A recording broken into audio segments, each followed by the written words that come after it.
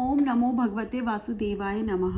तो हम गीता डेक को कंटिन्यू करते हैं। जो आज का हमारा कार्ड है उसका नाम है अवर एनिमी, हमारा दुश्मन। कौन है हमारा दुश्मन?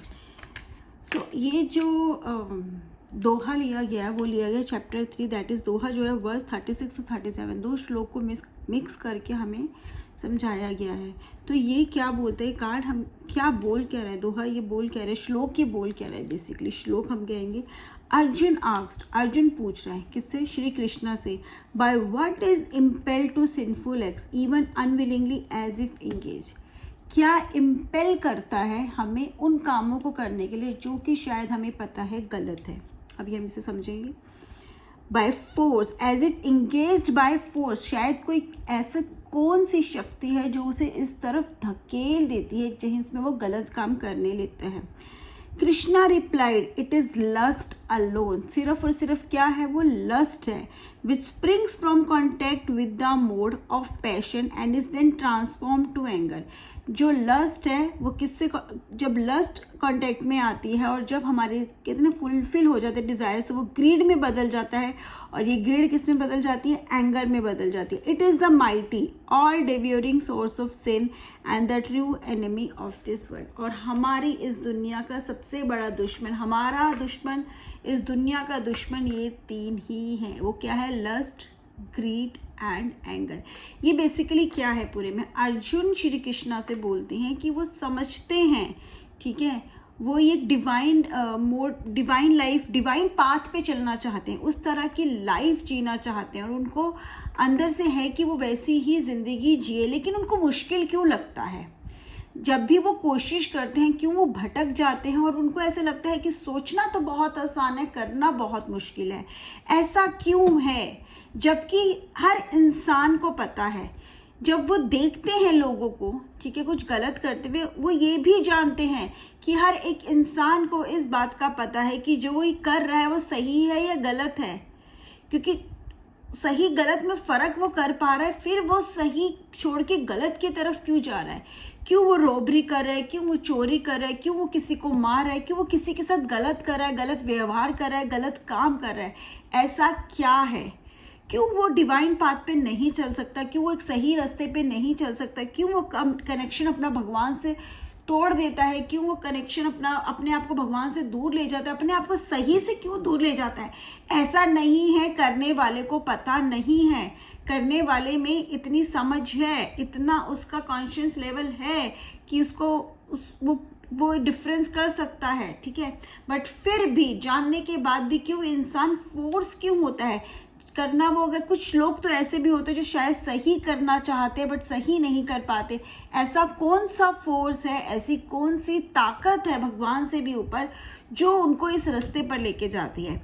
इसमें श्री कृष्ण रिप्लाइड करते हैं कि जब एक इंसान naturally is devoted to divine, कहीं ना कहीं वो इन शक्तियों के साथ ही इस दुनिया में आता है कि वो अपने आप को सही रास्ते पर लेके जा सके, अपने आप को इस वर्ल्ड में अपना काम अच्छे से ट्रुथफुली लॉयल्टी के साथ जो भी उसका रोल है वो निभाए। वो उसके साथ आता है, कहते हैं एक मैजिकल पावर के साथ आता है, एक उस शक्तियों के साथ आता है। लेकिन जब वो इस दुनिया में आता है तो वो किससे मिल जाता है?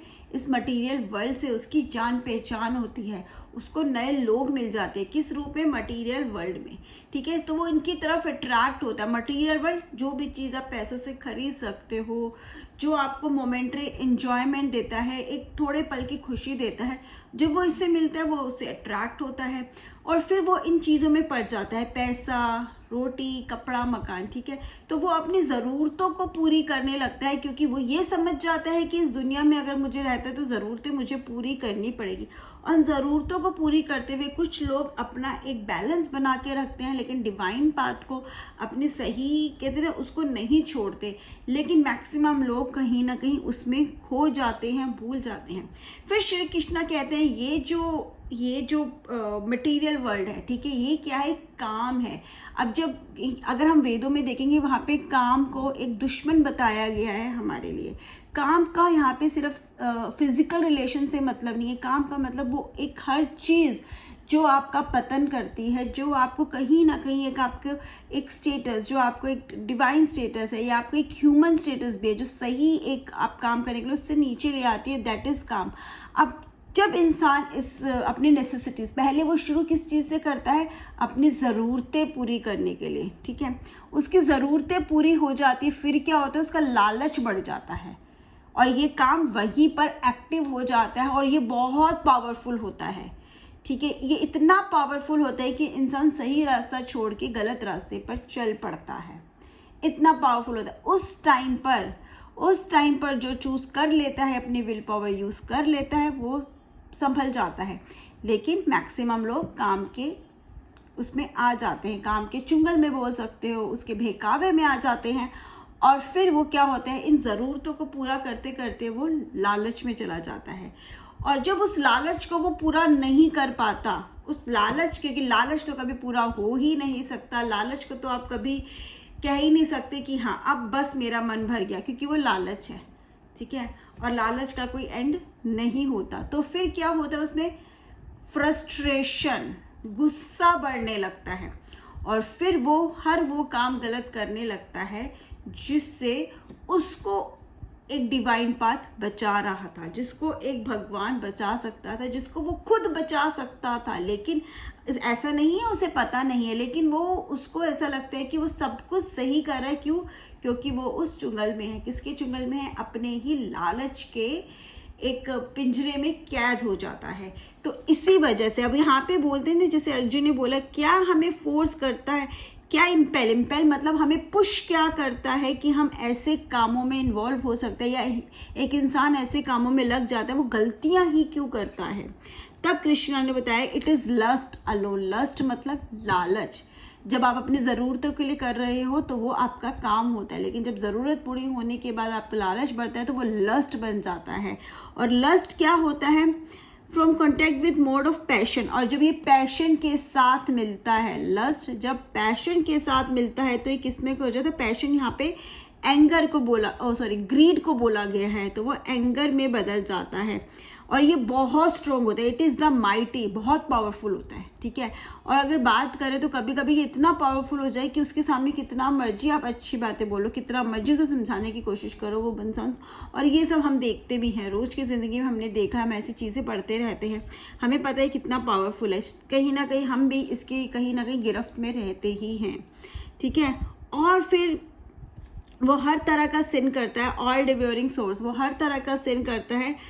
और अब इस एनिमी में जो उसका सबसे बड़ा दुश्मन है वो उससे ही हाथ मिला लेता है। तो हमारा सबसे बड़ा दुश्मन कौन है? हमारा दुश्मन कौन है? हमारा लस्ट। हमारा दुश्मन कौन है? हमारा लालच। हमारा दुश्मन कौन है? हमारा गुस्सा। तो ये कार्ड अगर आपकी रीडिंग में आ रहा है, गाइडेंस में आ रहा है, तो ये कार्ड आपको यही बता रहा है, कहीं आप बहुत परेशान हो सकते हो उस टाइम पर, ठीक है। आप किसी सवाल का जवाब ढूंढ रहे हो, कहीं ये तो नहीं है कि आप किसी चीज़ के पीछे तो भाग रहे हो बट वो आपकी ज़रूरत नहीं है, लेकिन आपको चाहिए, आपने ज़िद पकड़ ली कि वो नहीं मिलेगी या वो काम नहीं होगा तो मेरा कुछ नहीं हो सकता। तो उस चक्कर में आप कुछ गलत ना कर लो, ये आपको बस राह दिखा रहा है।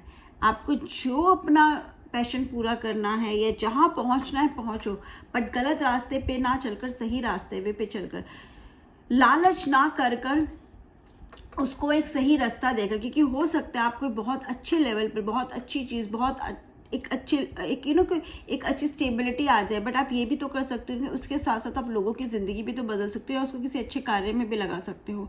तो कहीं ना कहीं आप ये समझ लो, कहीं आप अपने दुश्मन के साथ तो नहीं हो, कहीं आपका दुश्मन आप पर हावी तो नहीं है। उस बात का आपको ध्यान रखने की ज़रूरत है। अगर ये कार्ड अगर आपकी रीडिंग में आ रहा है, ये जो मुझे समझ में आया है, ठीक है, आप अपना फीडबैक कमेंट सेक्शन में ज़रूर दीजिएगा। जय श्री कृष्णा।